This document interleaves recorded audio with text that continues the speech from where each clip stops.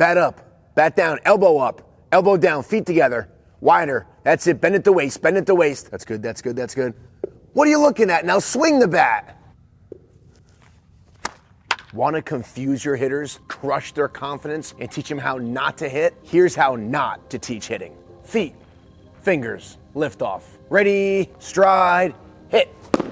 Coaches, don't cookie cut every single one of your players to do and to think and to feel the exact same thing in the batter's box. We don't want to teach robots. The best players in the world might stand different or load different or might be thinking different things. So why are we teaching our 8-year-olds to all stand there and line up their knuckles and be perfect and be robots in the batter's box? We want to teach athletes. So if you've got a player that starts slightly open, or maybe they start slightly closed, or you've got one player that doesn't like to step and then you've got another player that takes a big step, if they're having success at a young age, we don't need to change every single player to do, think, and feel the exact same thing. Now, of course, simple's better, right? So there's nothing wrong with giving your players pointers on maybe lining up their feet correctly or starting their hands in a good position where they're strong, because less is more. But again, for those players that are crushing the ball, we don't have to teach every single player the exact same way how to hit. Come on, eyes on the ball, let's go. There you go. Now coaches, while keep your eye on the ball isn't necessarily the wrong advice, there's different ways we can go about teaching this. We like to train the players to track the pitch in. Try to pick the ball up out of the pitcher's hand for those players that are either not looking at all or for those players that are overdoing it all right in here. So one way to do it is using mini plastic golf balls or little mini foam balls to really train their hand-eye coordination on tracking that pitch all the way in.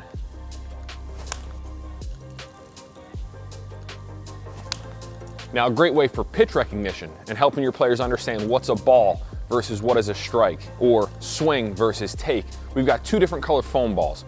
One is red and one is yellow. So for me as the hitter, I want to swing at the yellow ones and I want to take the red ones. So I'm not sure which one Coach Duke's going to throw me here. If it's yellow, I'm swinging. If it's red, I'm taking.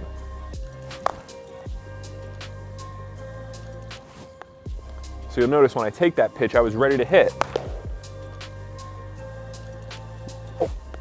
At the last second, I'm taking it. So my mindset is swing until it's not a strike, or for some of you coaches out there, you may have heard yes, yes, no. We want to teach our players to be aggressive, but also to understand when to swing versus when to take. And either the plastic golf balls or the little mini foam balls are both great ways of teaching hand-eye coordination and tracking that pitch in from the pitcher's hand. 2 other cues we like to use for those players that have a hard time tracking the ball in or a hard time keeping their head down is to start with their chin on their front shoulder, and then on the finish with their chin on their back shoulder. It helps them keep their eyes still, and they're gonna do a much better job seeing that pitch all the way in, so it'll look like this. My chin's on my front shoulder, and then on the finish, my chin's on my back shoulder. My whole body's moving, but my eyes are staying still. Come on, let's go, swing down, swing down. Come on, make sure you're swinging up more, up more. No, down, down, down, down. Oh, it's down, down, down, swing down. This is so confusing. Stop being joystick parents or coaches. These kids are trying to get hits. We're trying to build their confidence. Us constantly yelling in the middle of their at-bat, in the middle of pitches, is not helping. We want to build their confidence, we want to tell them what to do, and we want to cheer them on. So, whether you're a coach coaching third, you're in the dugout, or a parent in the stands, let them just go out there, compete, have fun, and keep the coaching to a minimum. Attaboy, good swing. That one sounded good. Nice and level. Attaboy, way to swing up. Coaches, pay attention to your players. Get rid of the cashews, get rid of the Coke, and get your feet off a bucket, and get your eyes on the player. All right, coaches, now let's talk about how to teach hitting. There are a few absolutes that every great hitter has. They get in the batter's box, and they're nice and athletic.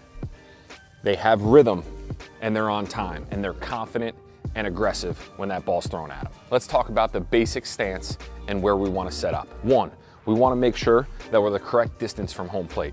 An easy way to teach that, have the player grab the bat in their front arm and reach out and touch the outside corner. If they can do that, they're far enough or close enough to home plate. Number 2, we want to make sure we grip the bat properly. You'll see a lot of young players, they'll grip it really deep into their hands and they'll choke the bat. We want to try to line up our door knocking knuckles with each other so that if I do get in the batter's box, my pointer fingers are pointed somewhere towards the sky.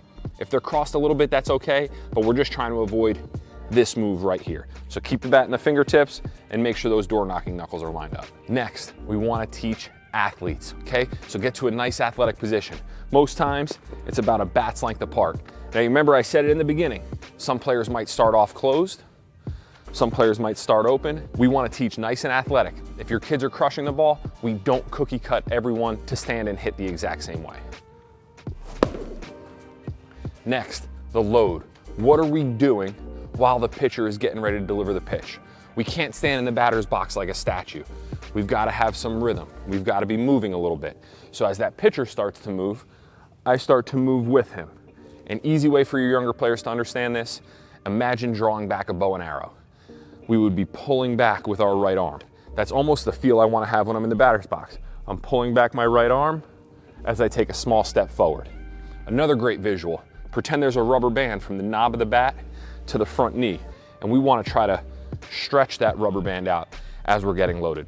The idea is that we start early enough so that as soon as my front foot hits the ground, I'm ready to hit and should look just like this. The next piece is as we get to contact, we want to make sure that we're rotating our body. We can use terms like squish the bug. We can use terms like drive the back knee. We can use terms like belt buckle to the pitcher. We want to make sure that we are turning our body so that at contact, our belt buckle is lined up with the pitcher. Our hands now should be palm up, palm down. We want to try to eliminate those players that swing across their body, those players that swing too uphill. We want to try to stay balanced and level in a palm up, palm down position for as long as we can, so our bat enters the hitting zone and stays palm up, palm down for as long as possible. And last but not least, we want to have a balanced finish. Some players are going to finish with one hand, some are going to finish with two, but we want to try to finish in a nice balanced athletic position with our head down or our chin on our back shoulder. So coaches, stop with the yelling, quit the outdated cues, and let's start building real hitters.